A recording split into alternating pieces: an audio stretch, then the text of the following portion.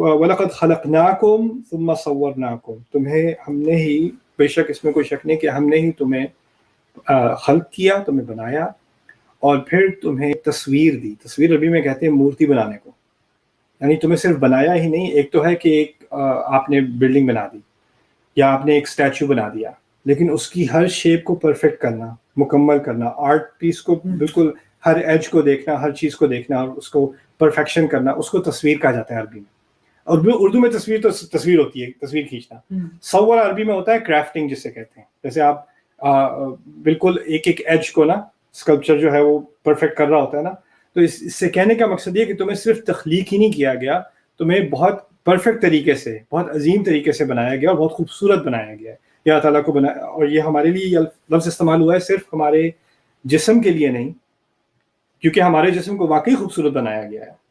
اور تعالیٰ نے ہمیں جانوروں سے کہیں زیادہ خوبصورتی دی ہے، لیکن ہمارے ذہن کو بھی، ہماری پرسنالٹی کو بھی، ہماری روح کو بھی اللہ تعالیٰ نے تصویر دی ہے، ایک پرفیکشن دی، خوبصورتی دی ہے. اور اسی تصویر کا ایک نتیجہ یہ ہے کہ جیسے بندر ہے یا گائے بھینس ہے یا شیر ہے یا جو بھی ہے، ان کو خوبصورتی کی طرف مائل نہیں ہوتے وہ مخلوق. ہمارے اندر خوبصورتی ہے اور ہم خوبصورتی کی طرف مائل ہوتے ہیں، انٹیریئر ڈیکوریشن کرتے ہیں، اچھے سے اچھے کپڑے ڈھونڈتے ہیں، خوب سے خوب کھانا دیکھتے ہیں. ہمیں صرف یہ نہیں کہ سر پہ چھت ہو اور کھانا ہو، جو بھی گھاس کھا لیں، کچھ بھی کھا لیں، پروٹینس تو مل جائیں گے، کاربوہائیڈریٹس تو مل جائیں گے، تو جو اسینشیل چاہیے اس سے کام چل جائے گا.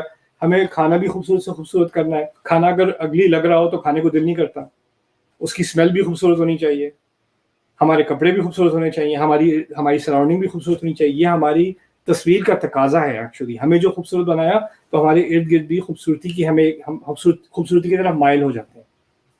اسی لیے تعالیٰ نے ایک حدیث قدسی میں ہے، اور حدیث میں ایکچولی، ان اللہ جمیل یحب الجمال، اللہ خوبصورت ہے اور اس کو خوبصورتی پسند ہے.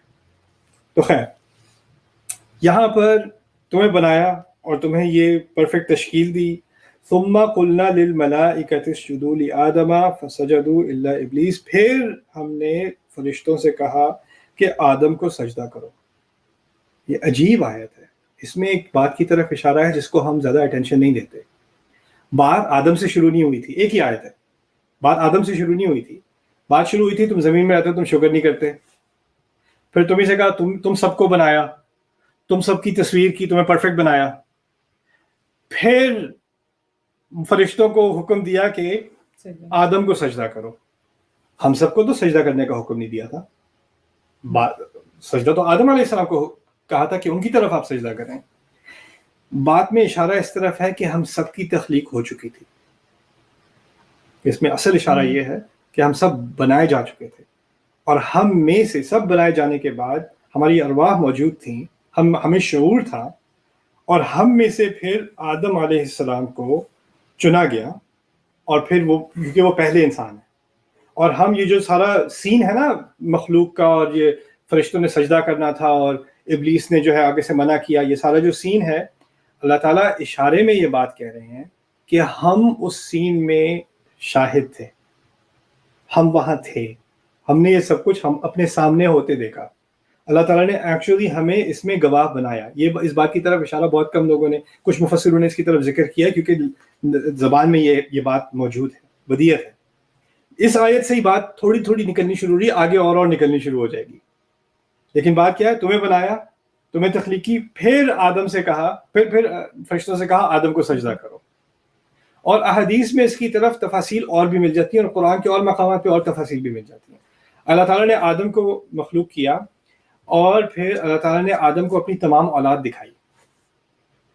حدیث میں آتا ہے آدم کو تمام اولاد دکھائی، اور یعنی میں کھڑا ہوں، آپ کھڑی ہیں، سارے کھڑے ہیں، ایک ہی عمر ہے اس وقت ہماری، ارواح تو ایک ہی دفعہ میں بنائی گئی ہیں، تو ہم سب وہاں موجود ہیں. اللہ تعالیٰ نے آدم علیہ السلام کو ایک ایک سے تعارف کرایا. یہ ہے، اس کا یہ نام ہوگا، اس کی عمر ہوگی، اس کا یہ ہوگا، اس کا یہ ہوگا، اس کا یہ ہوگا، اس کی پوری، جیسے کہہ لیں اس کی فیس بک پروفائل.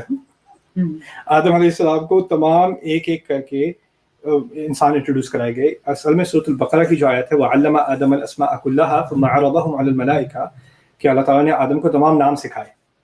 مشہور آیت ہے سورۃ البقرہ کی، اللہ تعالیٰ نے آدم کو تمام نام سکھائے.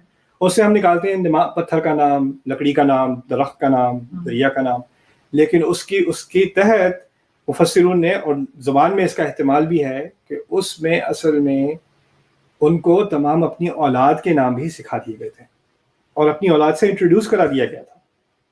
یہاں تک کہ اس حدیث میں آتا ہے کہ داؤد علیہ السلام تک پہنچے، اور اسی پہ آج بات مکمل کرتے ہیں، پھر آگے پڑھیں گے انشاءاللہ.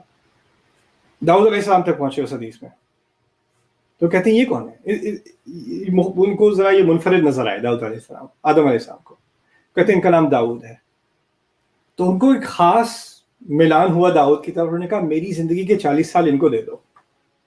اور اس حدیث میں انہوں نے یہ کہا.